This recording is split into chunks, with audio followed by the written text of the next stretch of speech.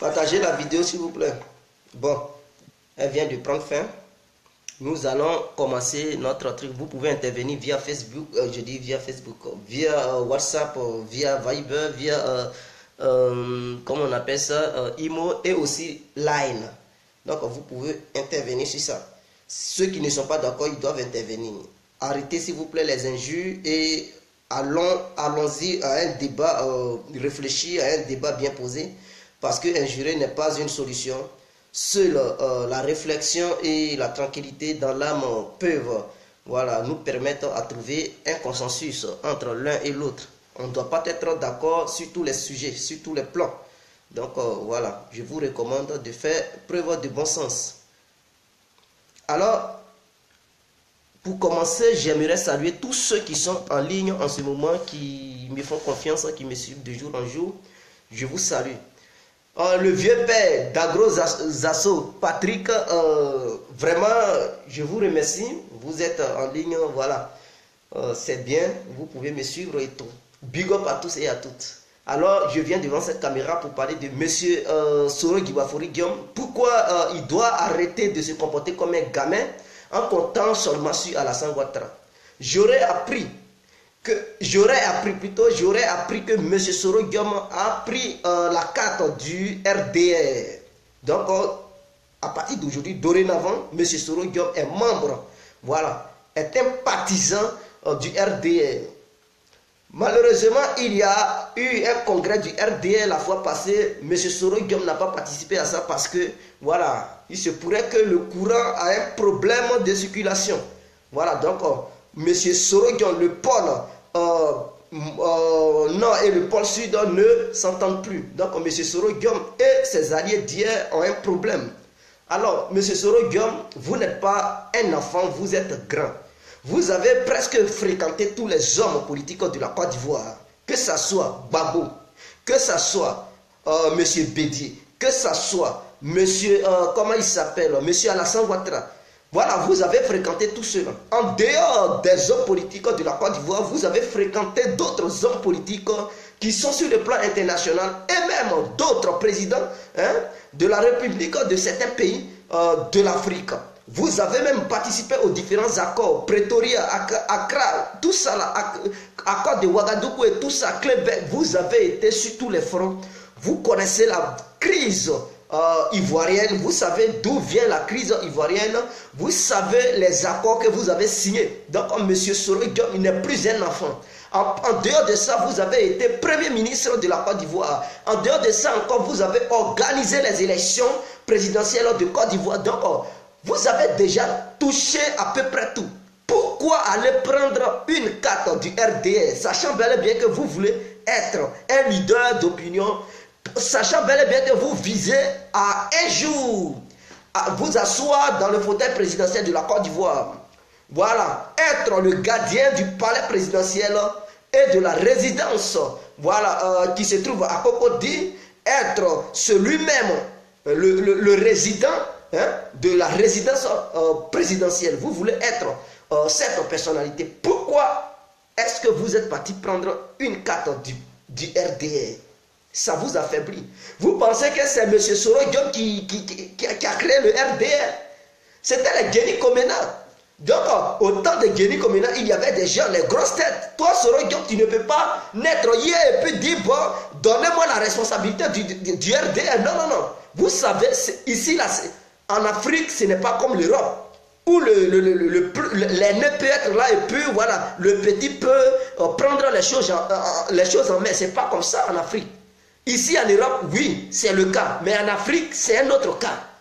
Quand le vieux père est là, c'est-à-dire quand l'aîné est là, le petit n'a pas le droit de prendre les choses. Donc Soro Guillaume, il devrait comprendre que ce n'est pas lui qui a créé le RDR. Il devrait comprendre qu'au moment où le RDR devrait naître, Soro Guillaume, il n'était même pas encore sur le plan politique. Il y avait déjà des grosses têtes. Et quand Alassane a pris le devant, malheureusement, Guéni Komena est mort au Burkina. Bon, je ne veux pas rentrer dans les détails. Les causes de sa mort, je ne veux pas rentrer dans ces détails. Mais il est mort au Burkina. Monsieur Alassane Ouattara prend le relais. Mais quand il a pris le relais, il y a eu des grosses têtes de la Côte d'Ivoire qui ont accompagné Alassane dans sa lutte. Donc, M. Soro Guillaume, ce n'est pas parce que tu as fait rébellion hier que tu vas venir pour dire, donnez-moi, je vais être le président du parti. Jamais, M. Soro Guillaume. Tu as trouvé des vieux mongols. Quand je dis les vieux mongols, des grosses têtes. Voilà, ceux qui sont au devant de toi, ceux qui ont mené la lutte avant M. Soro Guillaume, ils sont là. Donc, en aucun cas, ils vont permettre à M. Soro Guillaume d'être le président du RDR. Ils ne peuvent jamais accepter. Si M. Soro Guillaume, il était très intelligent, il allait comprendre ça il y a longtemps. Il n'allait même pas faire le rang de prendre une carte. Hein? La carte du RDR. Parce que prendre la carte du RDR pour pouvoir aller gouverner le RDR, être le président du RDR, jamais. Il ne pouvait pas te donner cette responsabilité, cette tâche. Non, jamais. Donc, M. Soro Guillaume allait voir sa popularité descendre. C'est-à-dire, ils vont te placer à un niveau très bas. Parce que ceux qui vont rester à la hauteur, ah oui, M. Soro Guillaume, tu les connais. Et je dirais que M. Soro Guillaume n'a pas... Il a fait Ouattara et il n'a pas fait Ouattara. Pourquoi je dis il a fait Ouattara et il n'a pas fait Ouattara? Au contraire, les Ouattara là, eux, ils sont anciens. Soro Guillaume, il vient de rentrer dans la bataille hier. Donc, si quelqu'un devrait avoir le pouvoir, mais ce sont les Ouattara qui devraient même donner des ordres à M. Soro Guillaume. Parce que les Ouattara, les Chérif Ousmane, les Kone Zakaria, eux, ils ont commencé leur mouvement avant que Soro Guillaume n'adhère au mouvement. Donc, eux-mêmes, ils sont les anciens du mouvement. Soro Guillaume, il est né hier. C'est-à-dire, il est rentré dans le mouvement hier. Ce n'est pas lui qui va venir donner des ordres aux Ouattara, aux Kone Zakaria, à Chérif Ousmane, à Alassane Ouattara. Jamais de la vie. Soro Guillaume, il est rentré dans le mouvement lorsque les Ouattara étaient déjà sur le terrain. IB, c'est IB même qui a recruté Soro Guillaume. Mais quand IB recrutait Soro Guillaume, mais les Ouattara, eux, ils étaient déjà sur le terrain. Ils travaillaient déjà avec IB. Donc, eux-mêmes, ils sont les anciens du mouvement. Ce n'est pas Soro Guillaume qui va venir taper la poitrine pour dire c'est lui qui a fait les Ouattara. Jamais. Il ne peut pas dire il a fait IB, il ne peut pas dire il a fait Alassane. Parce que ceux-là, eux, ils étaient déjà dans leur combat. Tu es venu en tant que porte-parole. Tu ne connaissais pas le terrain pour dire tu pars au front. Tu étais un simple porte-parole. Ceux-mêmes qui se sont engagés à fond dans le combat, mais c'est ceux-là. En 2002, M. Soro Guillaume, il n'était même pas encore porte-parole de la rébellion. Et il n'était même pas là-dedans.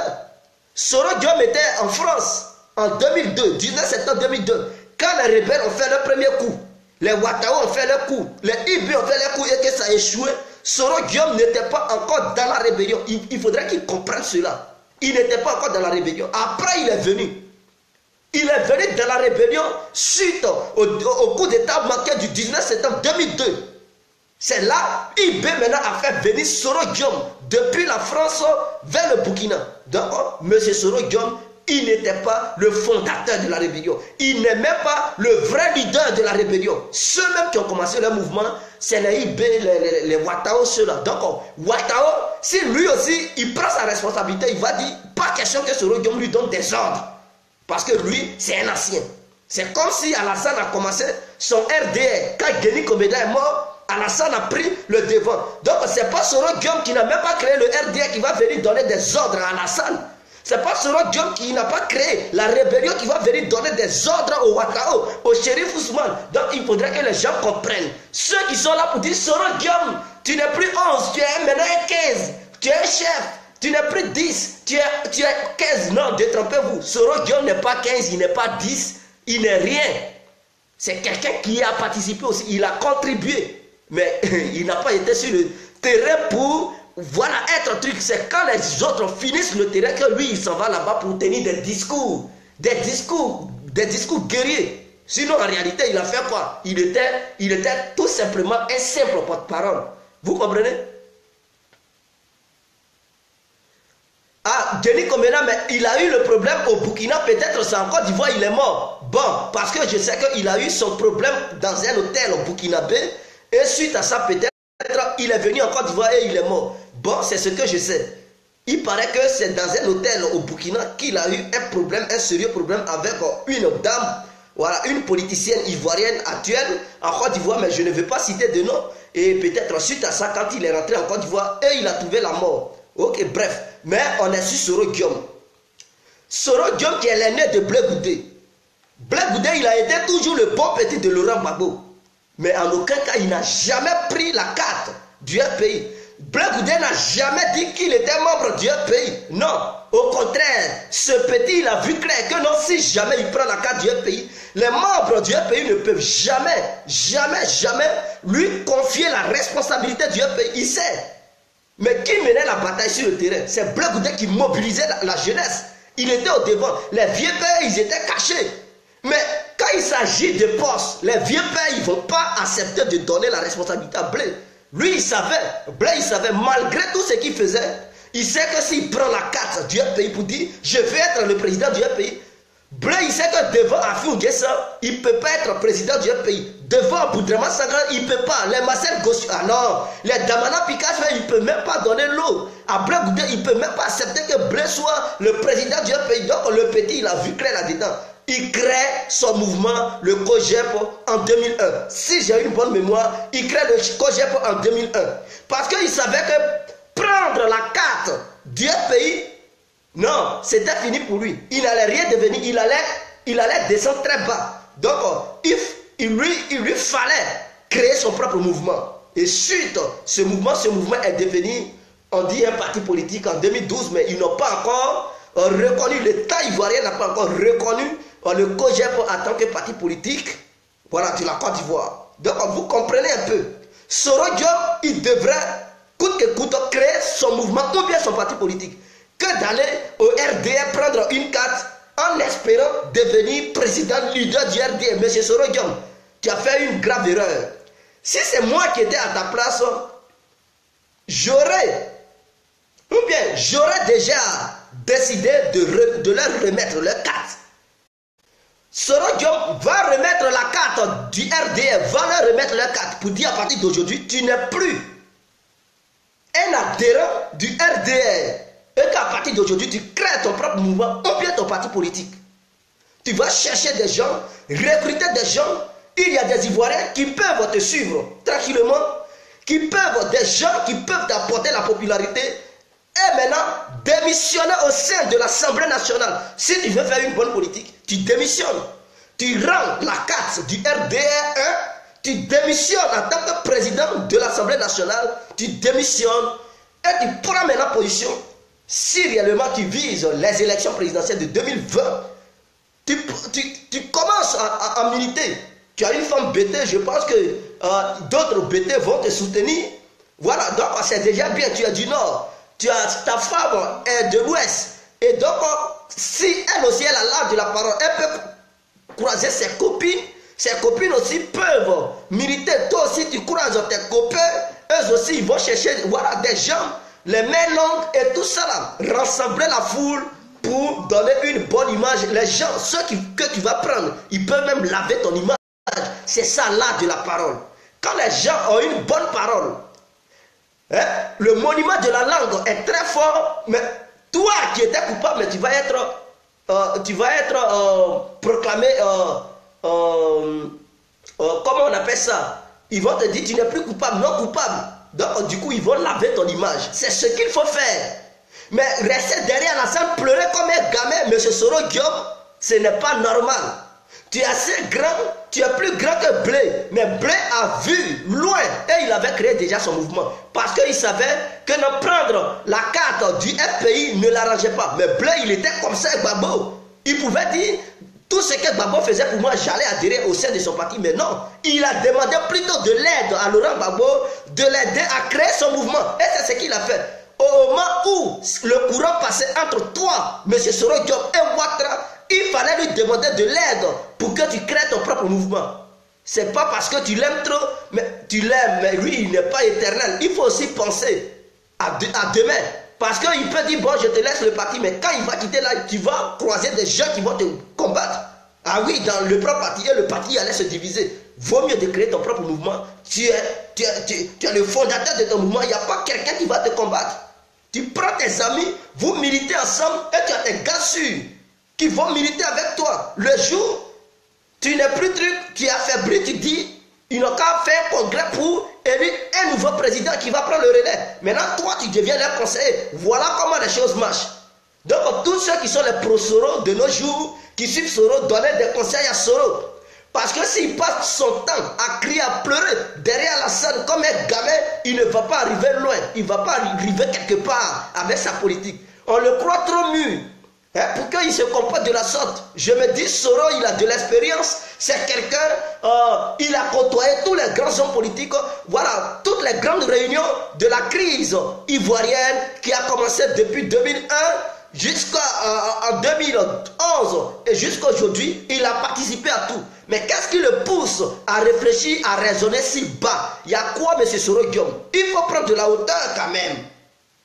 Il faut prendre de la hauteur. Un politicien, c'est quelqu'un qui voit déjà le futur, qui analyse les choses, qui sait que tel acte que je vais poser, est-ce que dans le futur, ça ne peut pas me rattraper? C'est comme ça un politique. C'est un visionnaire.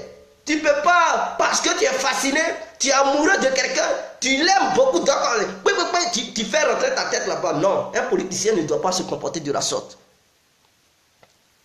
Je vais regarder vos questions. Et si possible de répondre, et voilà, vous pouvez aussi me suggérer des idées, hein, je ne peux pas tout connaître. Donc vous qui m'assistez, vous pouvez aussi me suggérer des idées, c'est comme ça. Ensemble et on progresse. Maintenant, ceux qui peuvent intervenir, il y a un numéro, vous pouvez appeler sur WhatsApp, IMO ou bien Viber, voilà, c'est gratuit. Voilà, à l'aide de vos connexions, votre Wi-Fi ou bien données mobiles, vous pouvez appeler. Ouais, salut, ça va, big up pour mon frère Logan, Ariana, big up à toi, salut. Oh, Bouba Mohamed, oui. Salut le frère, bon dimanche, merci. Sa vie en Belgique et ça veut montrer comment les Ivoiriens doivent vivre. Oh, Philippe Douoba, vraiment. Monsieur Dagrou, Patrick, bonjour mon frère, cool, merci. Kadi Konate Kone, bonjour ma soeur. Zasso Gig, ok. Niska envoyé sur Lausanne, gars de Lyon qui s'appelle Abou Fama. C'est quoi? Gégé, c'est Bala Keita et non Guéni. Ah, ok, Bala Keita, voilà. On fait rien avec ça. Merci beaucoup de champion. Rien que la vérité, tu as toujours. Merci. Tu es RDR. Je ne suis pas RDR. Mais ça me regarde parce que ce sont les hommes politiques de la Côte d'Ivoire. S'ils ne sont pas bien cadrés, ils risquent encore d'apporter une nouvelle guerre en Côte d'Ivoire. Donc, on va se mêler de tout. Voilà, que ce soit FPI, RDR, PDCI. Si les hommes politiques de là-bas ils ne font pas bien, on va les redresser. Parce que ce sont leurs comportements belliqueux qui apportent la guerre à la Côte d'Ivoire. Et quand la guerre arrive, il ne s'agit pas de dire il est RDR, il est FPI, donc c'est eux seulement qui vont mourir. Non, c'est tout le monde qui encaisse, mes frères. Donc, avant qu'on en arrive là, il faut les cadrer. Il faut les remettre sur les rails parce que ce sont des gens, ils déraillent beaucoup. Il faut les remettre là où ils étaient pour ne pas provoquer une guerre. Parce que Soros, si on ne le fait pas comprendre, il pense que voilà, c'est une frustration. Il va vouloir même déclarer la guerre à Ouattara et sa bande. Il ne va pas prendre conscience. Donc c'est le moment de dire à Soros, non, il n'a qu'à quitter derrière eux. Il doit créer son propre mouvement. Si il a des gens qui parlent bien, ils peuvent laver son image et voilà, la popularité peut venir tout de suite. Parce qu'Amadou Gon Coulibaly, si on le met en tant que le représentant du RD en 2020, je pense qu'il va faire un échec total. Si c'est Bédier qui représente le PDCI, ça va être un échec total. Alors, le PDCI est condamné à présenter un nouveau leader. Le RDR est condamné à présenter un nouveau leader. Mais si c'est Amadou Gon Coulibaly, non, il pète. Si c'est Ahmed Bakayoko, non, il ne va même pas avoir. Donc voilà. Donc le RDR doit chercher un bon leader brillant. Ils peuvent prendre un jeune sorti de nulle part et ils peuvent faire son apologie de la manière ils ont fait pour Macron, Emmanuel Macron. François Hollande a pris le petit quelque part et ils ont commencé à parler de lui. Voilà, le petit est venu au pouvoir. En Côte d'Ivoire, les gens, ils peuvent faire cela. Ils peuvent faire cela. Du côté du pays, si c'est Afi, il va échouer. Si c'est Sangaré, il va échouer. Donc les deux, Afi et Sangaré, ils sont condamnés à choisir un seul jeune. C'est-à-dire qui n'est pas contre Afi, qui n'est pas contre Sangaré, qui n'est pas contre Gbagbo. Ils prennent un jeune capable de réunir Afi, Sangaré, Gbagbo et les autres. Et ils le nomment comme le représentant du pays en 2020 qui va aller aux élections. Ils vont parler de lui. Que tu sois pro-Sangaré, pro-Afi, pro-Gbagbo, pro-autre chose, tu vas voir ce jeune en tant que quelqu'un qui est bien. Tu ne vas plus dire, oh, il est pro-Afi. Non, il est pro-Sangaré. comme ça, non. Tu vas voir ce jeune comme un leader brillant et tu vas aller le voter. Mais si c'est Sangaré qui parle, les profils vont dire, oh, ils ne vont pas le voter et ça va être un échec. Si c'est Afi qui va, les pro-Sangaré vont dire, hey, ça va être un échec. Vous voyez un peu. Donc voilà moi mon raisonnement. Si d'autres pensent que c'est pas bon, ok, vous pouvez me dire non, complet, tu fais une erreur grave, ou bien ta stratégie politique n'est pas la bonne. Mais je pense que c'est ce que le FPI doit faire, c'est ce que le RDR doit faire, c'est ce que le PDCI doit faire pour voilà, aller aux élections de 2020. Comme ça, les gens ils vont encore avoir de l'espoir pour les soutenir. Sinon, ceux qui se battent en ce moment, si ce sont eux qui vont là, non, ça va encore être une guerre. Vous comprenez? Eric de Villiers. Aujourd'hui, tu as dit la vérité. Merci. Ok, merci à toi, c'est gentil. Trop vrai, mon frère. C'est tellement simple ce que tu viens de dire. Merci. Tu es membre de Soro. Non, je ne suis pas membre de Soro, mes frères. Voilà, je viens de le souligner. Je dis, tous les partis politiques de la Côte d'Ivoire me regardent. Que ce soit la société civile, ça me regarde. Parce que c'est la Côte d'Ivoire. C'est des gens, il faut les remettre sur les rails. Parce que quand on les laisse faire pour dire, c'est pas mon parti politique, mais quand ça va déclencher une guerre, c'est ton parti politique, c'est pas ton parti politique. Mais cette guerre ne va pas trier si tu n'es pas de leur bord. Tu vas mourir. Vous voyez, ou bien tu vas perdre un ami, ou bien voilà, un membre de ta famille. Pour éviter ça, on doit parler. On doit parler, on doit dire non. C'est que parce que quelqu'un qui est dans une idéologie, si on ne l'interpelle pas, il pense que c'est normal. Donc il va, et il y a des gens qui sont à côté qui lui donnent des mauvais conseils. Non, il faut faire un coup d'état, il faut leur déclarer la guerre. Et lui aussi, il pense que c'est tellement normal. Oh, si nous sommes là pour dire non, ce n'est pas bien, voici. Ceux qui lui donnaient des idées, quand lui aussi il va écouter la vidéo, il va dire mon frère, ce que tu dis, mais j'ai regardé une vidéo, voilà ce que le jeune dit. Est-ce que ces idées ne sont pas bien? Ils vont commencer à douter, ils vont essayer de réfléchir pour choisir la bonne solution. Vous voyez? Donc, raison pour laquelle nous parlons. Quelle est la situation réelle de Soro? Y a-t-il un rapport avec sa présence actuelle en Europe? La situation actuelle de Soro, oui, il y a un rapport avec sa situation actuelle en Europe. Oui, je le dis. Soro, en ce moment, il cherche des alliés parce qu'il sait qu'en Côte d'Ivoire, il n'est plus aimé par ses amis d'hier. Il est délaissé. Et donc, en tant qu'un politicien, en tant que quelqu'un qui veut être un leader en Côte d'Ivoire, il faut chercher des soutiens.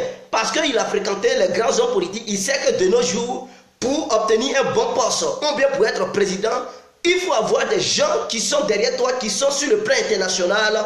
Il faut aussi le financement. Parce que pour être leader, un président de la République, il faut bien battre ta campagne. Il faudrait que les gens parlent bien de toi. Et tout ça, il faut avoir des soutiens. Comme ça, si les gens partent aux élections, il y a une influence des soutiens de l'extérieur sur le pays dans lequel tu poses ta candidature. Et donc, c'est ça, il faut chercher des accords partout. Soro, sachant bel et bien qu'Alassane ne va plus être là en 2020, il ne va plus se présenter aux élections présidentielles de 2020. Soro veut saisir l'occasion pour rentrer en accord avec les amis d'hier d'Alassane Ouattara pour les convaincre. Donc quand Soro quitte la Côte d'Ivoire comme ça pour venir à l'étranger, il ne vient pas parce que l'Europe lui prête pour regarder. Non, Soro il vient parce qu'il a besoin des gens puissants pour le soutenir. Parce qu'il sait que ce sont ces gens puissants qui ont soutenu Alassane, raison pour laquelle Alassane est devenu président en Côte d'Ivoire. Si Alassane n'avait pas un soutien international, il ne pouvait jamais devenir président en Côte d'Ivoire. Donc vous voyez, Soro a pris une leçon dans ça, raison pour laquelle il vient. Même dans ces temps-ci, il va faire un truc en Angleterre. Comme Amadou Gon Coulibaly vit, il est en Angleterre en ce moment, je ne sais pas s'il est déjà reparti, mais il était là-bas avant-hier. Il était là-bas, il faisait un séminaire stratégique pour le RDR de 2020. Donc, comme Soro, il est déjà en France, il est déjà en Europe, il ne voulait pas croiser Amadou Gon Coulibaly parce qu'il dit qu'il ne veut pas le croiser. Il attendait d'abord le retour d'Amadou Gon Coulibaly sur le territoire anglais pour que lui, Soro, il aille là-bas. Et donc, il a invité toutes sortes de personnes. Mais par contre, Gon Coulibaly, lui, il sélectionnait les gens. Voilà, quand il veut venir, il dit, est-ce que tu es membre du RDA, il faut montrer ta carte. Si tu n'as pas de carte, il dit non, il faut partir parce que tu es suspect, tu es mercenaire. Donc, il ne faut pas venir boycotter, lui, son séminaire. Donc, il contrôlait les gens. Avant de venir participer, il doit avoir ta carte du RDA. Vous voyez. Donc, si tu n'as pas une carte, hop, pourtant, il y a des militants qui n'ont même pas de carte. Mais ils sont des militants. Mais lui, il veut d'abord voir ta carte. Si tu n'as pas de carte, il te refoule. Parce que chez lui, tu es mercenaire, tu viens écouter pour aller raconter sa stratégie aux autres. Parce que c'est un séminaire fermé. Voilà, rien ne doit sortir de là. Donc Soro, lui, il va faire un séminaire ouvert où il appelle tout le monde parce qu'il a besoin des gens en ce moment. Voilà, il n'a pas un parti politique pour exiger la présence d'une carte pro-Soro. Non. Donc, il appelle tout le monde et il appelait même des gens de l'Ouest, il appelait même des gens de l'Est, du Sud, du Centre, du Nord. Et donc, voilà, après le départ de Gon Coulibaly, lui aussi, il va aller là-bas pour tenir aussi sa part. Donc, Soro, après avoir tenu sa part, il va croiser l'autorité anglaise pour que cette autorité le supporte. Parce que d'abord, Soro a deux soucis. Il ne veut pas qu'il comparaisse à la CPI. Il se bat d'abord pour ça et il veut être en même temps président de la République de Côte d'Ivoire. Donc Soro, il se bat pour ces deux choses. Par contre, les membres du pays qui sont là, qui pensent que Soro, il donne, non. Soro, pour l'amener à la CPI, ça ne va pas être facile. Même si Alassane veut aujourd'hui, là, ils ne vont pas amener Soro. Parce que Soro, il est là cimenté, il est là bétonné partout. Il est là bétonné partout. Donc, ceux-mêmes qui exigent une pression sur la CPI pour que la CPI lance les mandats d'arrêt internationaux, c'est ceux-là que Soro, il tisse des liens avec eux. Donc, ils ne peuvent plus dire à la CPI de lancer un mandat d'arrêt contre Soro. Vous comprenez? Et c'est ceux-là même qui vont apporter leur soutien à Soro pour que Soro soit, dans ses rêves, bon, peut-être un jour devenir président de la République de Côte d'Ivoire. Donc, vous comprenez les démarches de Soro. C'est ça qui le pousse à quitter la Côte d'Ivoire, à venir ici chaque moment. Donc, voilà, vous, est-ce que vous avez compris? Qui m'a invité ici? Merci, tu es un vrai patriote. Aïle Kouken, qui m'a invité ici. Aïle Kouken, il faut te calmer. Nous ne sommes pas en guerre. Ils t'ont invité, tu n'es pas content, je comprends, parce que tu ne veux pas m'entendre parler, mais je ne suis pas en guerre contre quelqu'un. Voilà, il faudrait que les gens le sachent. Et ce soir, je vais parler de la xénophobie des Ivoiriens et du panafricanisme. Voilà, parce qu'on ne peut pas se comporter comme ça et dire mener un combat. Voilà, détester d'autres et puis en même temps tu veux des gens qui vont venir derrière toi pour te supporter pour ton parti. Non, ça ne peut pas marcher.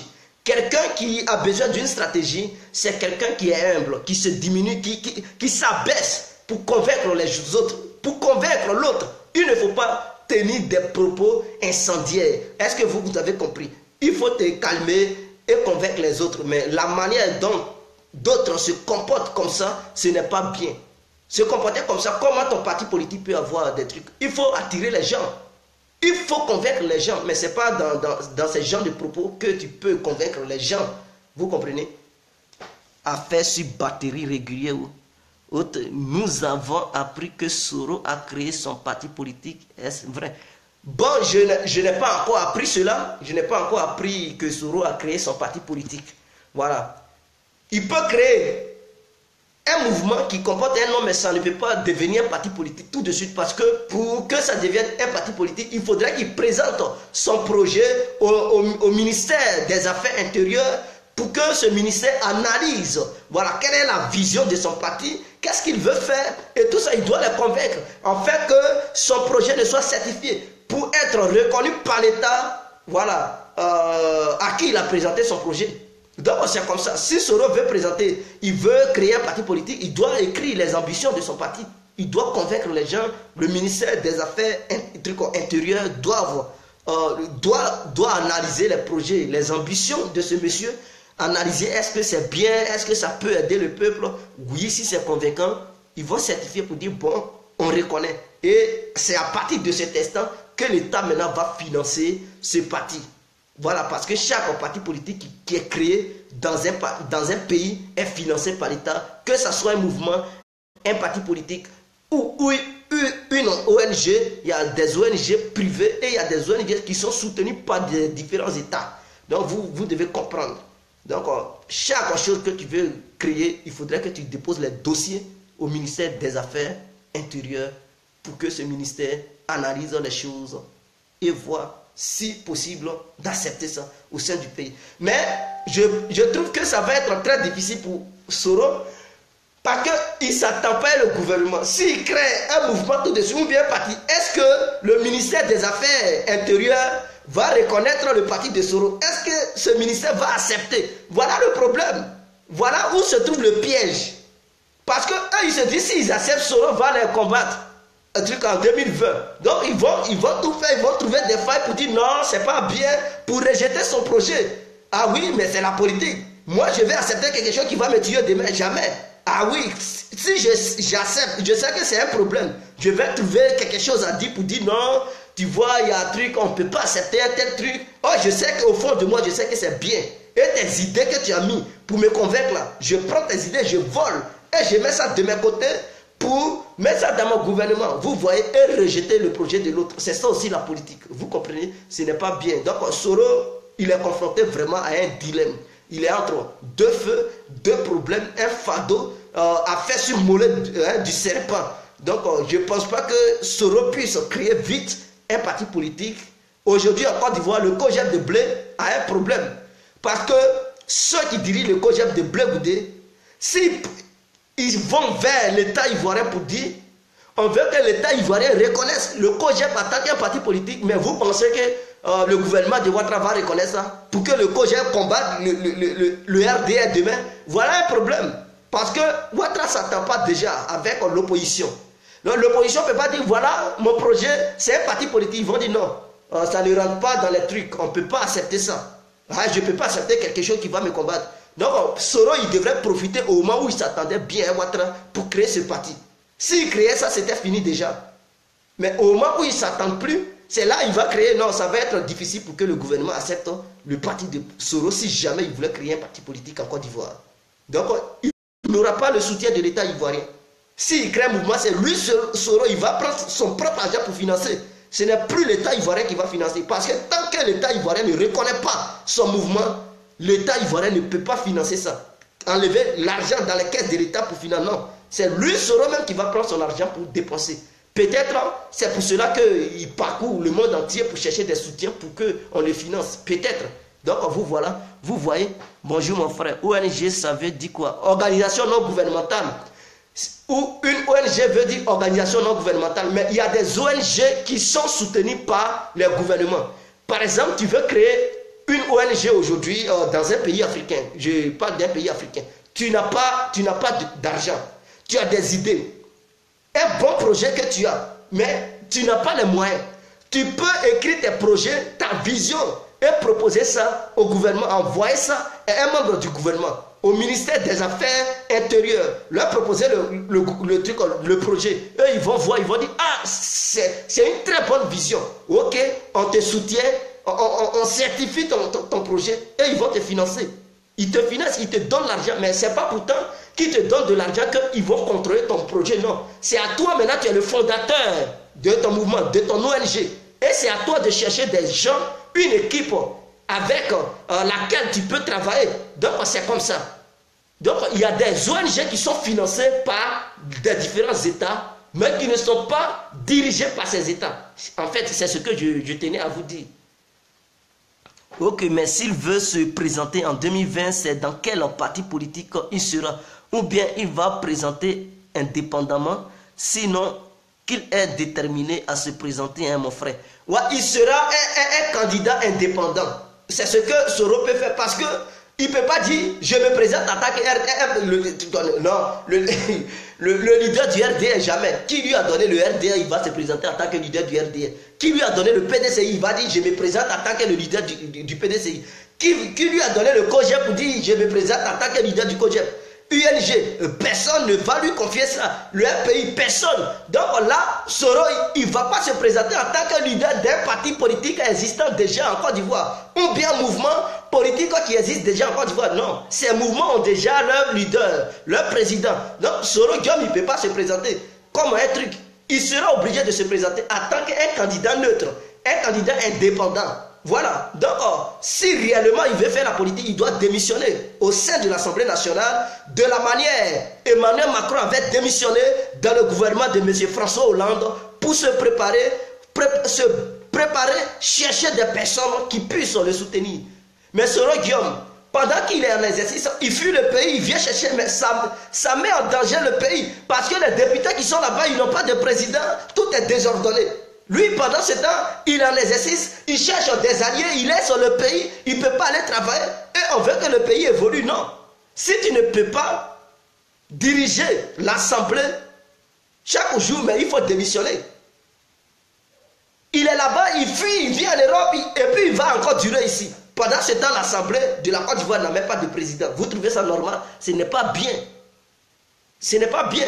Donc quand c'est comme ça, il faut quitter, donne à quelqu'un qui peut rester là chaque jour, venir au travail.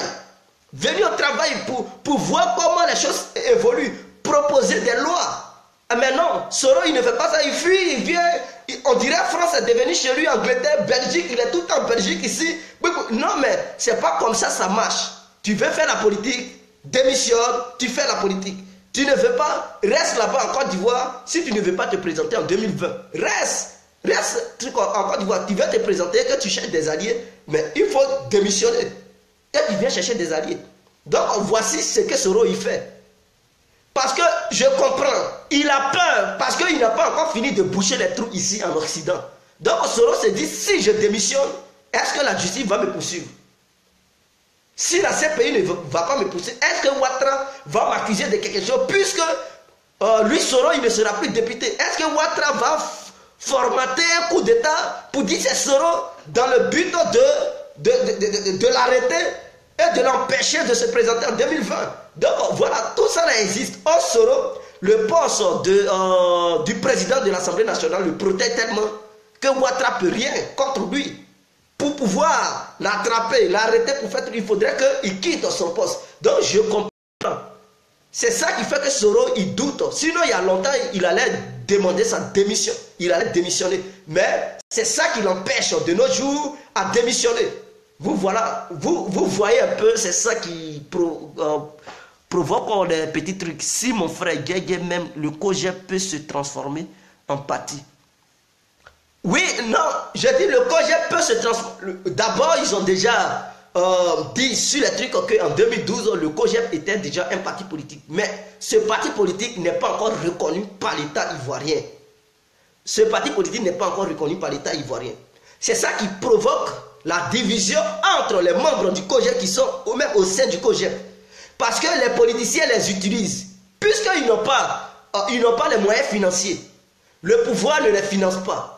Et du coup, chaque leader politique des différents partis politiques de la Côte d'Ivoire utilise les membres du COJEP parce qu'eux aussi, ils ont besoin du financement. L'autre dit, viens de mon côté, je vais te financer. Oui, ils s'en vont. L'autre dit, viens de mon côté, je vais te financer. Oui, ils s'en vont. Ça fait que le COJEP n'a pas de force. C'est ça qui provoque la division du COJEP. Sinon, si le COJEP était financé directement par l'État, eux tous, ils allaient s'attendre, s'asseoir et tailler une très bonne vision sur un plateau pour pouvoir essayer de mettre des projets en place et convaincre les Ivoiriens. C'est ça aussi, c'est ça qui donne la force d'un parti politique. Votre leader peut être fort, tout le monde peut aimer votre leader, mais si votre leader est tombé, s'il a chuté, et que vous ne voulez pas vous réveiller, vous ne voulez pas vous relever pour tenir le volant en main, mais votre parti politique chute.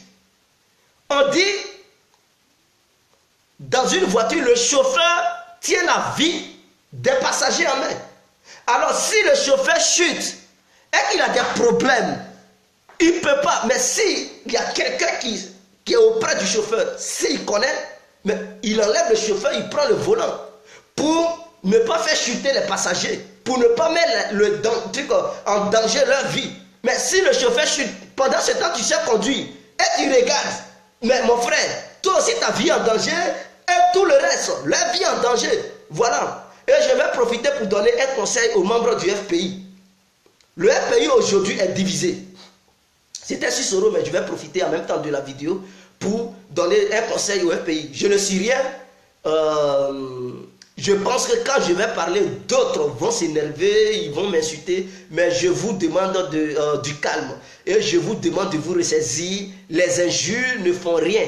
Les injures ne font que diviser. On doit parler sagement. On doit être à la hauteur. Parce que de nos jours, nous Africains, on doit être au-dessus des injures. On ne doit plus injurer.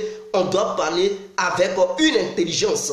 Voilà, bien posée et bien réfléchie. Alors, je tiens à informer aux membres du FPI que la division a duré. Le COJEP est divisé, le FPI est divisé de l'autre côté. Pendant ce temps, ils savent, les membres du FPI savent que Laurent Gbagbo les a guidés. Laurent Gbagbo et ses amis, beaucoup ont perdu la vie. Il y a beaucoup encore qui sont là. Ils ont milité ensemble. Il y a des gens qui sont là, qui connaissent le combat de Laurent Gbagbo. Depuis à l'école, depuis l'université, ils ont milité ensemble. Si toi, tu as milité ton ami, depuis votre enfance, tu ne peux pas me dire, tu ne connais pas les idées de ton ami. Non, tu ne peux pas me le dire. Parce que vous avez milité ensemble, vous savez pourquoi vous militez, vous savez pourquoi vous avez créé le parti politique. Donc vous avez un objectif, vous avez une seule vision. Mais dans tout ça, vous décidez de mettre un au devant pour que ce dernier soit votre leader et que vous soyez derrière lui. Mais cela ne veut pas dire, comme celui-là, il est nommé le leader principal, que vous n'allez pas contribuer aux idées, au programme, non. Il est là, mais tu peux aussi lui donner des conseils. C'est ton ami. C'est ensemble que vous avez créé le mouvement. Mais c'est parce que lui, il a été nommé président du mouvement. Et c'est devenu un parti politique. Donc, si Laurent Gbagbo a été nommé leader du FPI et qu'il a été toujours le président du FPI, mais ses amis d'hier, ils connaissent la vision de Gbagbo, ils savent pourquoi Laurent Gbagbo il est rentré dans ce parti, dans ce mouvement, ils ont créé ce mouvement ensemble, ils savent pourquoi ils ont créé, l'objectif, le but, où est-ce qu'ils voulaient aller. Ils ont dirigé ça jusqu'en 2011. Le mouvement a connu des moments douloureux. Je n'en disconviens pas. C'est-à-dire le parti politique du FPI a connu des moments douloureux parce que depuis 2000 jusqu'en 2011, ce parti a vu ses enfants mourir. Hein? Ceux qui avaient créé le parti, les Bogadoudou, les trucs, je ne vais pas citer beaucoup. Lui-même qui est mort là, à la résidence, le ministre de la Défense qui est mort à la résidence du Gbagbo, tout cela, ils ont créé, c'est eux, c'est l'ensemble qui ont créé le FPI. Vous comprenez? Donc, le FPI a vu beaucoup de personnes mourir. Ok, comme ça a été comme ça, Laurent Gbagbo a chuté. Il a chuté, il est en prison. Mais cela ne veut pas dire qu'il n'a pas laissé des enfants, des intellectuels derrière lui. Cela ne veut pas dire au sein du FPI, il n'y a pas quelqu'un capable de reprendre le volant et de piloter l'avion. Je dis, oui, l'avion. Ou bien de conduire la voiture, ou bien d'être le nouveau capitaine pour diriger les opérations. Sur le champ de la bataille, si votre capitaine prend une balle, votre commandant prend une balle, ce n'est pas une raison pour dire toute l'armée va replier. Non, il y a quelqu'un qui va le remplacer pour diriger les opérations, pour aller au bout des idées. Alors, Laurent Gbagbo a formé des gens. Il a formé des gens, que ce soit jeunes, vieux.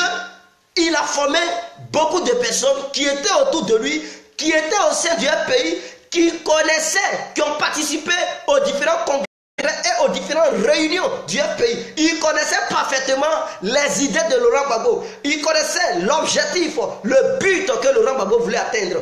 Aujourd'hui, il a chuté, il est parti à la CPI, ils l'ont emmené à la CPI. Il est là-bas, il a des problèmes. Il ne peut pas diriger le FPI depuis la CPI. Impossible. Il ne peut pas être le président du FPI depuis la CPI. Impossible. Il ne peut pas être encore président de la République de Côte d'Ivoire depuis la CPI. Tout ce qu'il a à faire, c'est de trouver des solutions pour que là où il est, il quitte là-bas. Il cherche des solutions pour qu'on le relâche. Parce qu'il est dans un pétrin, il est dans un dilemme. Il cherche des solutions. Lui, aujourd'hui, dans sa tête, il prie comment il doit faire pour qu'on le relâche. Voilà les idées de Laurent Gbagbo. Histoire de président de la Côte d'Ivoire, il n'est pas là-dedans en ce moment. Quand tu es en prison, tu pleures. Comment tu dois faire pour sortir de la prison? C'est ça, ta première pensée. Et les secondes pensées viennent. Ah, comment se porte mon parti? Mes enfants vont combien? Comment mes enfants se portent? Ma femme, mes parents, ma famille? Comment va mon village? Voilà. Mais la première des choses, tu sais que tu as laissé des gens au dehors. Tu es en prison. Tu fais comment? Comment je dois faire pour sortir de là? Pour aller continuer mon combat? Mais tu as laissé des intellectuels derrière toi. Et ces intellectuels, ils sont assis, ils ne veulent rien faire. Ils attendent ton retour. Mais toi, tu as un problème. Ils vont attendre ton retour. Comment? Mais ils doivent diriger leurs opérations. C'est quand le FPI sera fort que la communauté internationale devra comprendre qu'il faut libérer Gbagbo, que son parti est fort. Mais si le FPI est faible, ils ne voient aucun intérêt qui puisse les pousser à libérer Gbagbo. C'est un conseil que je donne aux membres du FPI. Ils peuvent être d'accord avec moi ou bien être contre moi. Ça, c'est l'opinion de chacun et c'est la position de chacun. Mais il faut savoir que quand tu as un grand frère qui a force, pour que quelqu'un te touche au dehors, il réfléchit 2 fois. Parce qu'il se dit, si je tabasse le petit, si son grand frère vient, ah, j'ai chaud. Si le FPI n'est pas puissant en Côte d'Ivoire, je ne vois pas la libération de Laurent Gbagbo tout de suite. Les intellectuels que Laurent Gbagbo a laissés derrière lui là, je touche du bois. Ce n'est pas mon souhait. Mais on imagine que quelque chose arrivait au vieux. Il est déjà vieux. Vous voyez. Laurent Gbagbo ne le comparez pas à Nelson Mandela. Pourquoi je le dis? Je ne le blasphème pas. Mais il a été en prison très âgé. Nelson Mandela, par contre, il était frais. Il était un jeune. Il n'était pas encore vieux pendant qu'il faisait sa peine. 27 ans là. S'il était comme Laurent Gbagbo, il ne pouvait pas tenir pendant 27 ans dans la prison. Donc, lui, Nelson Mandela, il pouvait tenir la souffrance. Mais lui, il est déjà vieux. De la manière dont on le fait, ses pensées, il a laissé beaucoup d'enfants derrière lui. Et sa mère est morte. À son absence, ils l'ont enterré. Tout ça là, ça joue sur lui. Et il se demande, mes enfants deviennent quoi? Il a laissé un garçonnet derrière lui. Et il pense à tout ça. Le vieux, il est vieux. Lui, ses pensées, comment il doit sortir pour voir sa famille embrasser. Ces 2 femmes, embrasser sa famille qui est au village. S'il avait une manœuvre, les embrasser, ses enfants, tout, aller saluer les villageois, saluer tous les Ivoiriens. Voilà ses pensées aujourd'hui. Mais il a laissé des gens vaillants, intellectuels, capables de diriger le mouvement, pour ne pas dire le parti. Mais ces gens-là, par ricochet, on les voit, ils ne peuvent même pas mener de combat. C'est ça qui nous fait mal. Et quand on dénonce, il y a beaucoup qui soutiennent cela. Non, c'est pas comme ça on mène un combat. Ils sont des intellectuels et puis ils ne peuvent rien faire. Ils ne peuvent rien faire. Ils attendent d'abord Laurent Gbagbo avant de... Non, mais ce n'est pas comme ça. Ce sont vos actions qui vont permettre à Laurent Gbagbo de gagner la libération. Vos actions, si vous êtes puissant au pays, Laurent Gbagbo aussi, il peut compter sur votre soutien. Mais si vous êtes faible, il va compter sur qui? Lui seul. Il sera livré lui seul. Si le COJEP est puissant, Blé va recevoir un soutien de son parti, de son mouvement. Mais si le COJEP est faible et ne fout rien, Blé ne pourra jamais, il va compter sur lui. Seulement il va prier Dieu. Voilà tout ce qu'ils peuvent faire en prison là-bas.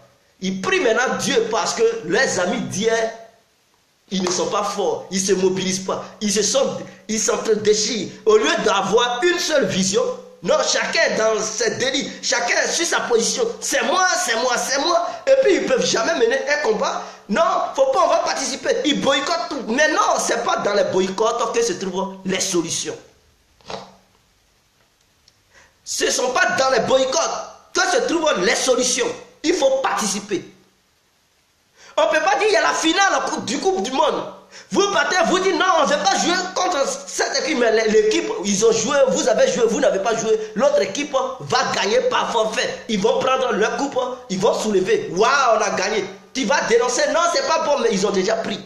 C'est toi qui vas encore pleurer. Il faut participer. Participer.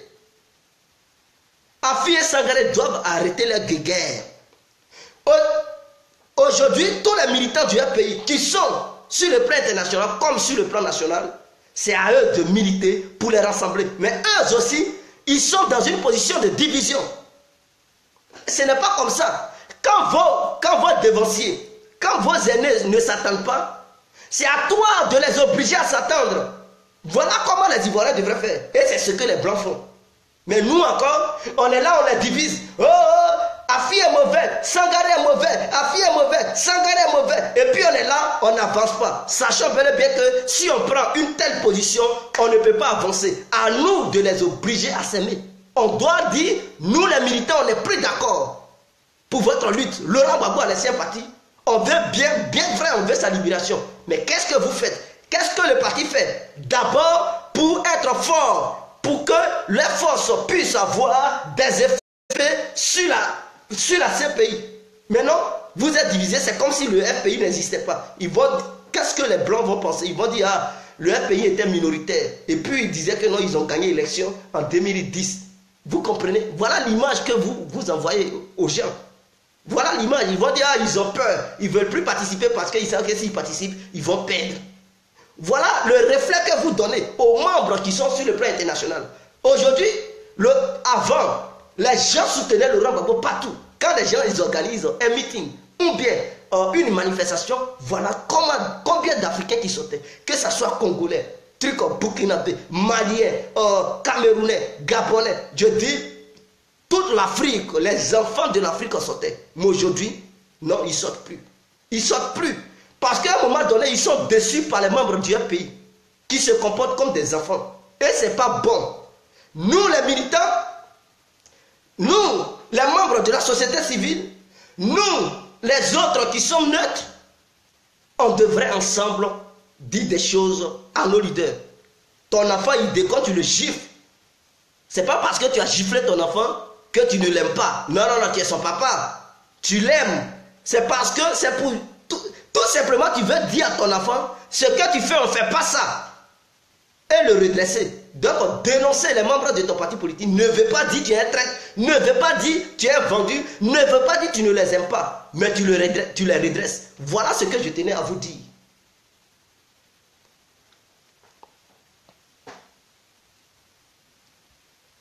Les partisans du FPI préfèrent s'occuper aux problèmes Soro et Ouattara au lieu de régler leurs propres problèmes au FPI. Donc c'est ce que je tenais à vous dire. Donc s'il y a des membres du FPI qui me regardent, chers frères, moi j'ai décidé de ne plus insulter les gens comme ça parce que je sais que ça n'apporte rien. Les injures n'apportent rien. Les injures ne résolvent rien. Vous comprenez? Les injures n'apportent pas la paix. Or, pour avoir la paix, il faut une stratégie bien déterminée, bien centrée. Il faut savoir séduire. Tu ne peux pas draguer une femme et puis la tabasser et puis elle va t'accepter. Non. Tu veux une femme, tu la tabasses, tu la violentes. Et tu veux qu'elle accepte tes avances. Non. Elle ne peut jamais accepter tes avances. Il faut savoir lui parler. Il faut savoir l'inviter dans des petits trucs pour lui faire des petits cadeaux. C'est comme ça, elle sera fascinée. Elle va dire, ah, le monsieur, il est bon. Hein? Et puis elle va t'accepter.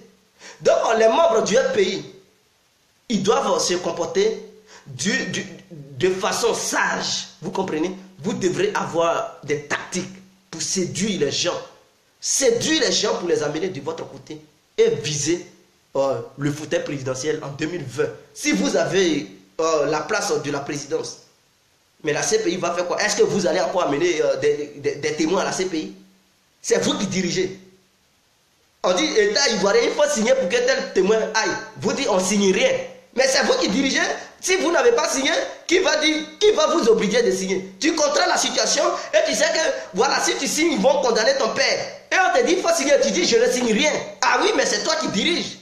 Mais si vous ne comprenez pas ça, et que vous êtes dans l'opposition, mais non, mais le pouvoir va toujours signer des documents qui quitteront du côté de la CPI. Si c'est l'État ivoirien qui finance même la CPI pour qu'on juge Blé et Gbagbo, mais l'État ivoirien va toujours cotiser, financer. Mais si c'est vous qui tenez les leviers, et que la CPI dit il faut financer, on va, non, nous on ne finance rien, libérez-les, il n'y a pas de preuve, il n'y a pas un franc qui va quitter en Côte d'Ivoire pour aller. C'est vous qui contrôlez. Ils seront obligés de négocier avec vous. alors libérez-les. Si vous voulez que la Côte d'Ivoire fasse partie des membres de la CPI. Ah oui, vous les menacez. Si vous êtes au pouvoir, soit vous négociez avec nous, la Côte d'Ivoire reste là-dedans, ou soit on se retire. Or, ils savent que si la Côte d'Ivoire se retire, les membres, les pays qui sont en Afrique de l'Ouest vont voir clair. Eux aussi vont vouloir se retirer. Ils seront obligés de négocier la libération de Blé et de Gbagbo. Mais si on reste là, dans l'ignorance, non, c'est comme s'il n'y avait pas d'intellectuels au sein du FPI. Vous comprenez? Sangaré et Afi doivent arrêter leur connerie. Parce que j'appelle ça connerie. Je ne vois pas d'intérêt commun là-dedans. Ça ne profite pas aux Ivoiriens. Ça ne profite même pas à Blé et Gbagbo. Ils n'ont qu'à arrêter ça. Ce n'est pas bien. Donc, j'appelle ici tous les cyberactivistes qui font des vidéos. Que tu sois pro-Afi, pro-Sangaré, pro-Gbagbo, tout ça là, ça n'engage que vous, être pro. Mais je vous appelle à l'union, à une fusion. Je vous appelle à vous fusionner, être un. Ne plus insulter vos leaders. Que ce soit Sangaré Afi, ce sont vos leaders. Ils ont dirigé le pays hier. Aujourd'hui, s'ils ne sont plus au pouvoir et qu'ils sont à l'opposition, rappelez-leur le moment qu'ils ont passé. Dites-leur que ce n'est pas le moment de se battre. C'est le moment d'être encore plus fort. Interpellez-les, obligez-les. Ah oui, même si on doit utiliser la dictature pour les obliger à s'unir, faisons cela. On ne doit pas encore continuer à les insulter. Du côté du RDR, tous ceux qui sont membres du RDR, appelez vos leaders de s'unir, de ne pas se bagarrer. Car la bagarre plutôt, ne fait rien. Ça ne résout rien. Vous comprenez? La division ne profite pas aux Ivoiriens. D'ailleurs, quand il y a la division, les politiciens ils profitent pour voler. Et ils oublient le peuple. Ils vont accuser comme quoi c'était pas bien. Voilà, il y avait des problèmes. Or, ces problèmes les arrangent. Donc, les politiciens, eux, ils veulent toujours des problèmes pour leur propre bien-être. Donc, à nous, la population, d'être vigilante et d'empêcher la division au sein des membres politiques de la Côte d'Ivoire. Voilà comment notre pays peut voir le jour. Voilà comment les Ivoiriens peuvent aussi profiter des biens de la Côte d'Ivoire. Ça, c'est ma démarche et c'est ma vision. Je n'oblige personne à l'accepter, mais c'est une suggestion que, voilà, je vous fais. Et ceux qui veulent comprendre, ils peuvent comprendre. Ceux qui ne veulent pas comprendre, ok. Vous comprenez? Je sais que beaucoup ont été blessés dans leur cœur. Ils sont meurtris. Mais, quand on veut quelque chose, on fait certains sacrifices. On fait certains sacrifices. Si Afi et Sangaré, ils ne s'attendent pas, faites le sacrifice de les unir. Ça va profiter au FPI. C'est très bien. Et ça va être très sage. Soro, lui, son cas, dites à Soro de créer son mouvement ou son parti politique. Ou bien, il n'a qu'à, s'il n'a pas les moyens, si il voit que le gouvernement ne peut pas accepter, il n'a qu'à dès lors créer un mouvement, mais un mouvement qui va être neutre pour militer déjà, chercher des gens qui peuvent lui apporter son soutien pour qu'en 2020, il puisse aller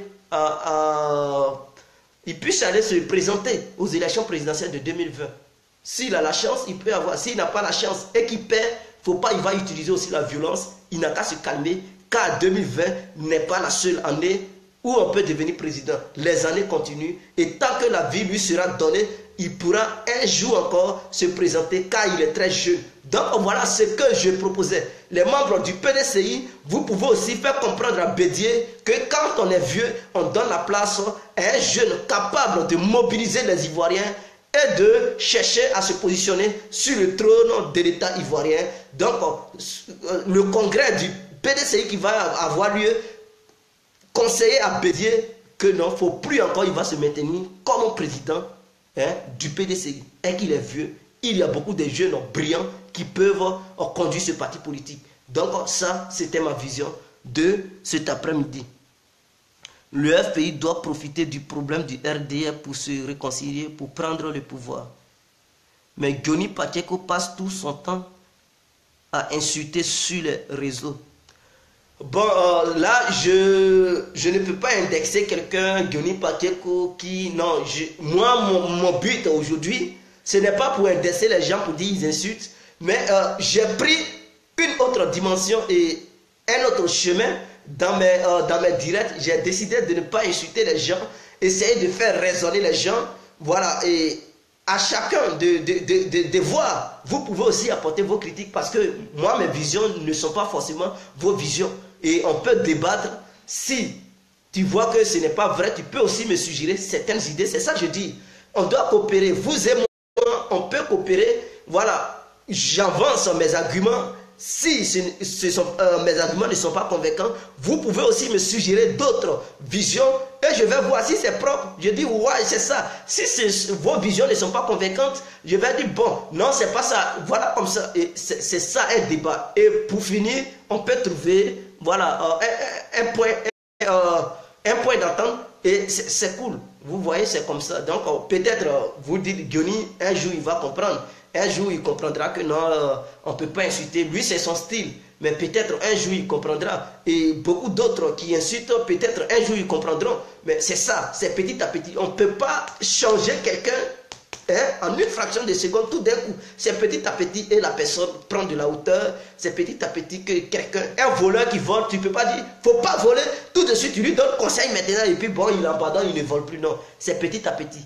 Le fait de répéter, les mêmes conseils, il va comprendre, il dit, ah, le vieux père, ou bien la vieille mère, elle a raison, hein, ou bien mon bon petit a raison, hein, ou bien ma bonne petite a raison, hein, je suis obligé de laisser. Et bon, la personne abandonne. Et la personne va dire, ah, je ne vais jamais oublier telle personne, c'est grâce à telle personne que j'ai changé. Je remercie Dieu, je remercie telle personne. C'est comme ça la vie. Est-ce que Diony Pakeko, c'est quelqu'un, ça pour lui, c'est la jalousie? Bon, je pense que je vais vous laisser. Le soir, voilà, je tiens à informer tout le monde que je vais faire une vidéo sur la xénophobie des Ivoiriens. Voilà, les Ivoiriens qui sont... je suis Ivoirien, donc je ne peux pas me retirer là-dedans. On est vraiment xénophobe. Voilà, en tant qu'Ivoirien, je reconnais que nous les Ivoiriens, on est xénophobes. Et souvent, on est raciste. Et je vais parler de ça. On est xénophobe et on est raciste. Voilà, je vais parler de ça le soir. Je vais donner l'heure, comme ça tout le monde peut avoir une idée. Aujourd'hui dimanche soir à 20 h de la Belgique, c'est-à-dire, je ne sais pas si c'est à 18 h de la Côte d'Ivoire ou bien à 19 h de la Côte d'Ivoire, mais à 20 h de la Belgique, nous allons faire la vidéo sur la xénophobie et le racisme des Ivoiriens qu'ils ont sur les autres, les étrangers et entre eux Ivoiriens d'ailleurs. Vous comprenez? Donc, je vous laisse, je vous aime infiniment. Et c'est ça qui est la vérité. Big up à toi. Merci, je vous aime beaucoup. Ciao, ciao. C'était l'incontournable, bien compris. Vive la Côte d'Ivoire, vive toute l'Afrique entière. On est ensemble. Ciao. Voilà, je vais aussi faire profiter pour parler du panafricanisme. Voilà, donc c'est dans la même vidéo, je vais parler du panafricanisme. Ciao.